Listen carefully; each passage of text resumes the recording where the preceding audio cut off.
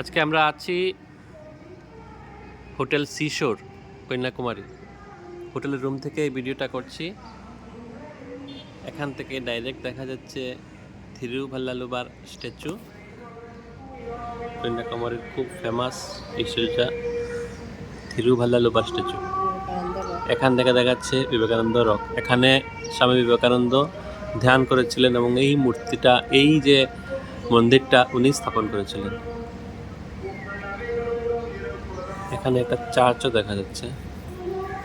এই হলো থিরুভাল্লালুবার statue, Vivekananda rock Memorial. এই জায়গাটা ফেরি করে যেতে হয়। এই জায়গাটা, এই যে মিডল গ্যাপটা ফেরি করে যেতে হয়।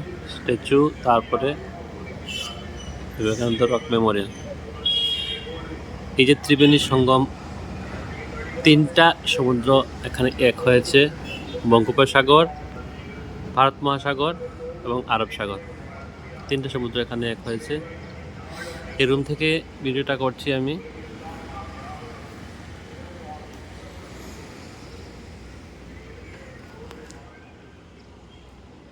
প্রিয়ানি শুয়ে আছে, দেখবে না, বলেছে তার থেকে ঘুম অনেক ভালো।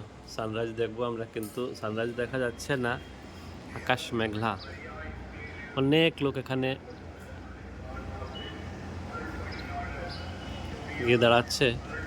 আমরা যাইনি কারণ আমাদের রুম থেকেই দেখা যাচ্ছে। হোটেলটা কিন্তু মস্ত ছিল, খুব ভালো ছিল। আমরা গজিয়া হলিডে থেকে বুক করেছিলাম এই হোটেলটা। হোটেল বুক করতে বলেছিলাম আমাকে সি ভিউ রুম দেবেন, বলেছে ঠিক আছে, আপনার পছন্দ মতো একটা রুম দিচ্ছি। এবং খুব ভালো, আমি খুব স্যাটিসফাইড এই রুমটা নিয়ে।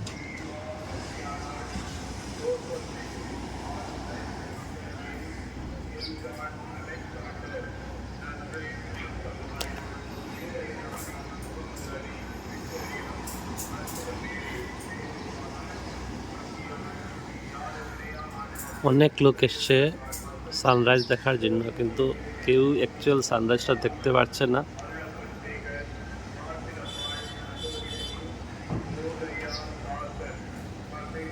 আমরা অনেক দূর থেকে আসলাম এই সানরাইজটা দেখব, কিন্তু সবার তো ভাগ্যে সব কিছু হয় না। হয়তো আবার আসবো, সেই জন্য আজকে দেখা হলো না।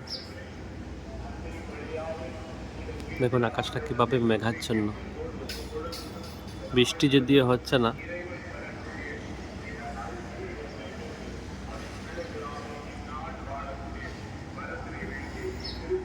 ভিউটা কিন্তু দুর্দান্ত, দুর্দান্ত ভিউ।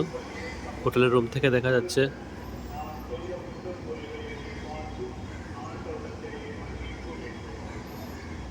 কন্যাকুমারীর এটাই মেইন অ্যাট্রাকশন, এবং বিবেকানন্দ রক মেমোরিয়াল এটাই কন্যাকুমারীকে বিখ্যাত করেছে।